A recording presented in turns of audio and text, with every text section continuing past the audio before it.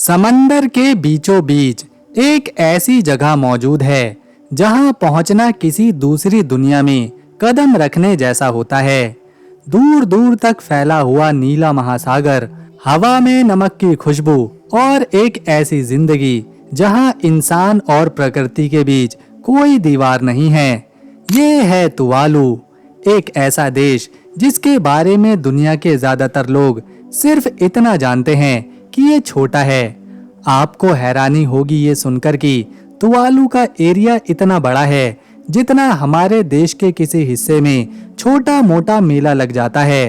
लेकिन किसी देश की पहचान उसकी जमीन के आकार से नहीं बल्कि वहां रहने वाले लोगों से करी जाती है। आज दुनिया जीपीएस और सैटेलाइट के सहारे सफर करती है, लेकिन तुवालू की पुरानी पीढ़ियों के पास प्रकृति को समझने का अपना विज्ञान था और उसी के सहारे वो आज भी अपनी जिंदगी चला रहे हैं। जब कोई यात्री पहली बार तुवालू पहुंचता है तो शायद उसे यहाँ बड़ी इमारतें, प्रसिद्ध पर्यटन स्थल या चमकदार शहर नहीं मिलते, बल्कि उसे मिलता है लोगों का प्यार, स्वागत और एक अनोखा माहौल।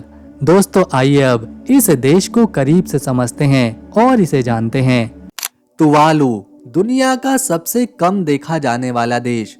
क्या आप जानते हैं कि तुवालू दुनिया का वो देश है जहां पर सबसे कम टूरिस्ट पहुंचते हैं। साल भर में यहाँ मुश्किल से 2000 लोग ही आते हैं। अगर आप यहाँ जाते हैं तो समझिए पूरा आइलैंड सिर्फ आपका ही है। भौगोलिक तौर पर तुवालू बहुत ही नाजुक है। इसकी समुद्र तल से ऊंचाई सिर्फ 2 मीटर के आसपास है। इसका मतलब है कि ग्लोबल वार्मिंग की वजह से इस देश के डूबने का खतरा सबसे ज्यादा है। हैरान कर देने वाली बात यह है कि तुवालू का कंट्री कोड डोमेन .tv है। आज हम जो ट्विच या कोई वीडियो साइट देखते हैं उनके डोमेन नेम से होने वाली कमाई का एक बड़ा हिस्सा इस छोटे से देश की अर्थव्यवस्था में काफी मदद करता है। यहाँ की जमीन बहुत ही रेतीली है, इसीलिए पारंपरिक खेती करना मुश्किल है। लोग अपनी सब्जियां और फल उगाने के लिए गड्ढे खोदते हैं और उनमें खाद डालकर पुल्का जैसी चीज उगाते हैं। आप जरा दुनिया के सबसे छोटे देश के बारे में सोचिए, वो कितना छोटा हो सकता है। केवल 26 स्क्वायर किलोमीटर का एरिया। जी हाँ, ये देश केवल 26 स्क्वायर किलोमीटर के क्षेत्रफल जितना बड़ा है। इस खूबसूरत देश में सिर्फ 11,000 लोग रहते हैं और ये 11,000 लोग भी यहाँ के शहर फूनाफाती में बसे हुए हैं। 11,000 लोगों से तो एक क्रिकेट स्टेडियम भी नहीं भरने वाला। तुवालू में किसी को कार खरीदने की इजाजत नहीं है क्योंकि यहाँ जगह की कमी है और पूरे देश में एक ही सड़क है, इसीलिए यहाँ कोई कार नहीं खरीद सकता।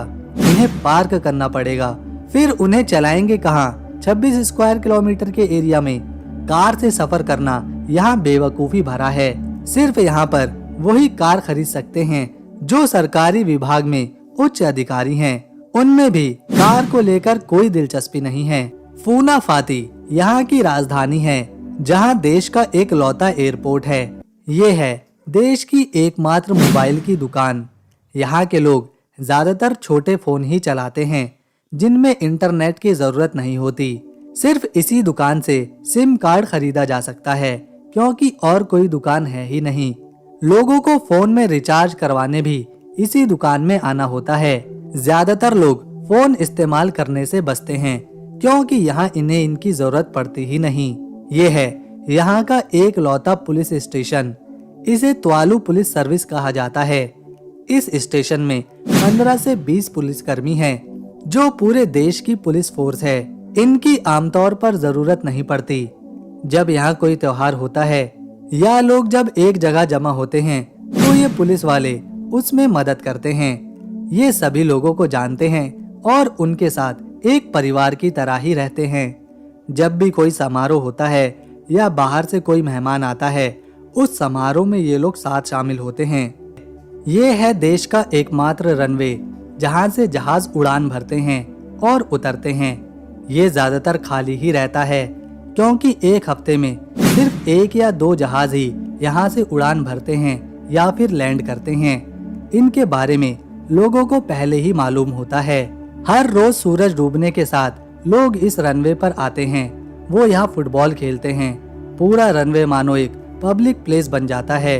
बच्चे हो या बड़े यहाँ शाम को फुटबॉल खेलने जरूर आते हैं। तुवालू एक ऐसा देश है जहाँ सबसे कम टूरिस्ट आते हैं। यहाँ हर साल 2000 से भी कम सैलानी घूमने आते हैं। अगर किसी को तुवालू पहुँचना है तो पहले उसे फिजी देश जाना होगा, क्योंकि फिजी से ही तुवालू के लिए फ्लाइट उड़ान भरती है। तुवालू में कोई इंडस्ट्री नहीं है, यहाँ कोई फैक्ट्री नहीं है। यहाँ के लोग अपनी जिंदगी बहुत ही सादगी के साथ बिताते हैं। लोगों की जरूरतें बहुत कम हैं। लोग यहाँ खुश हैं। समंदर से ये लोग ढेरों मछलियाँ पकड़ते हैं, उन्हें खाते हैं और दूसरे देशों में बेचते हैं, जिससे यहाँ के लोगों का जीवन चलता है। तुवालू में पहली से लेकर 12वीं तक शिक्षा बिल्कुल फ्री है। यहाँ की सरकार पढ़ाई को काफी महत्व देती है, इसीलिए शिक्षा मुफ्त है। हालांकि यहाँ एक भी यूनिवर्सिटी नहीं है।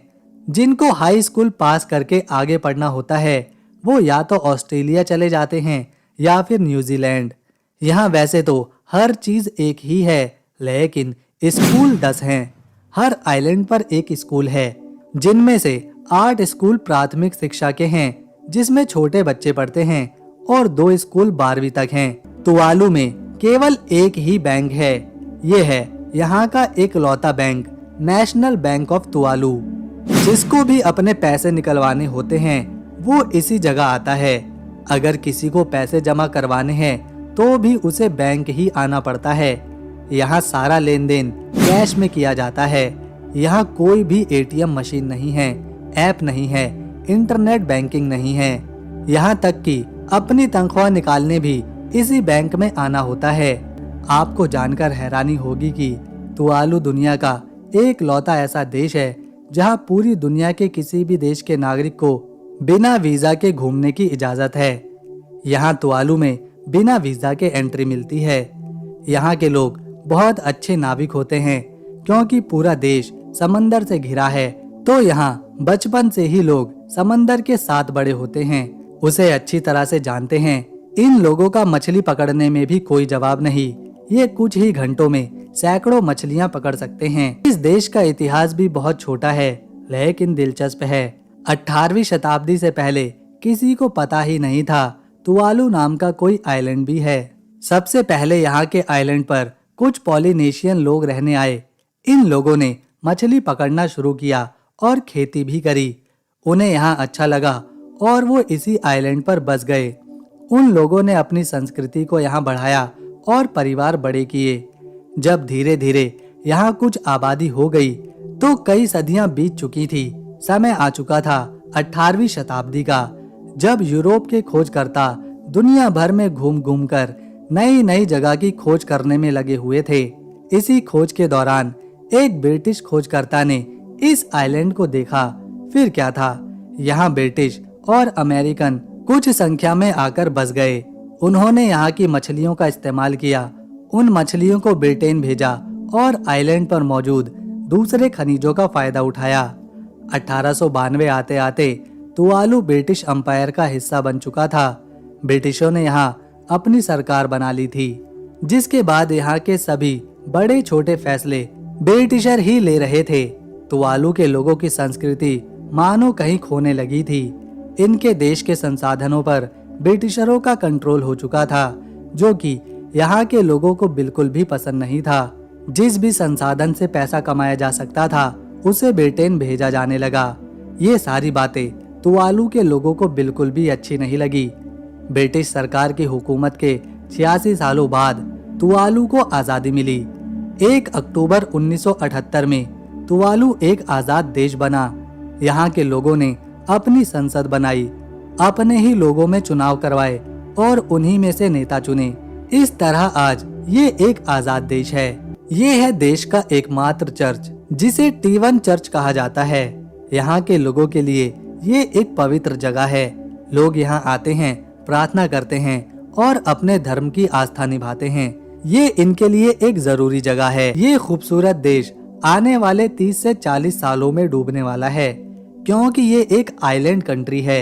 ये है देश का झंडा, जिसमें नीला रंग समंदर को दिखाता है। इसमें इंग्लैंड का झंडा शामिल है, जो कि तुवालू और इंग्लैंड के इतिहास को दर्शाता है। और साथ में 9 स्टार बने हैं, जो कि देश के 9 अलग अलग आइलैंड को दिखाते हैं, जो कि समंदर से घिरी है। इस आइलैंड का समंदर से ऊंचाई का स्तर केवल 2 से 3 मीटर का है। इसीलिए जब यहाँ तेज बारिश या फिर तूफान आता है तो ये पानी से भर जाता है। आने वाले 30 से 40 सालों में तुवालू पूरी तरह से समंदर में समा जाएगा, क्योंकि दुनिया भर में लगातार जलवायु परिवर्तन हो रहा है। इस देश के डूबने के पीछे 3 वजह हैं। पहली, ग्लोबल वार्मिंग। ग्लोबल वार्मिंग की वजह से तापमान बढ़ता ही जा रहा है, जिससे समंदर अपने आप को और फैला रहा है। जब समंदर फैलता है तो उसका पानी का स्तर भी ऊपर आता है, जिससे ये देश आने वाले समय में डूबने वाला है। दूसरी वजह है बर्फीले पहाड़ों का पिघलना। जो नॉर्थ पोल और साउथ पोल पर खड़े बर्फीले पहाड़ तापमान बढ़ने की वजह से पिघल रहे हैं। जब इनकी बर्फ पिघलती है तो समंदर में पानी बढ़ने लगता है, जिससे समंदर अपने आप को और ज्यादा ऊंचा करता है। जबकि तुवालू समंदर के केवल 2 से 3 मीटर ही ऊंचाई पर बसा है। इसी वजह से ये जल्दी ही डूबने वाला है। तीसरा है, देश की समंदर से ऊंचाई बहुत ही कम है, जिससे ये जल्द ही समंदर में डूब सकता है। इस समस्या को देखते हुए यहाँ के लोग परेशान हैं। उन्हें यहाँ रहना पसंद है, वो अपना घर नहीं छोड़ना चाहते, लेकिन मजबूरी में उन्हें यहाँ से कहीं और जाना ही पड़ेगा। ये है तुवालू की करेंसी, जो कि ऑस्ट्रेलियन डॉलर है। एक ऑस्ट्रेलियन डॉलर इंडिया के 56 रुपए के बराबर है। ये लोग ऑस्ट्रेलियन डॉलर का इस्तेमाल इसलिए करते हैं क्योंकि इन्हें अपनी करेंसी को मैनेज नहीं करना पड़ता। ये सारा काम ऑस्ट्रेलिया खुद करता है। दोस्तों, ये देश पूरी तरह से कोरल अटॉल से बना है। अगर आपको कोरल अटॉल के बारे में नहीं पता तो हम बता दें कि कोरल अटॉल एक ज्वालामुखी का बचा हुआ हिस्सा होता है। इसका आधा हिस्सा समंदर के नीचे डूबा होता है और आधा हिस्सा जमीन पर दिखाई देता है। यहाँ जितने भी आइलैंड हैं वो सारे के सारे ज्वालामुखी से ही बने हैं। तुवालू के अलावा दुनिया में 3 और देश हैं जो पूरी तरह से कोरल अटॉल से बने हुए हैं। पहला है मार्शल आइलैंड, दूसरा है किबाते और तीसरा है मालदीव। अगर हम किसी देश में जाते हैं तो सबसे पहले हमें उस देश का वीजा लगवाना पड़ता है। बिना वीजा के दूसरे देश में एंट्री नहीं मिल सकती।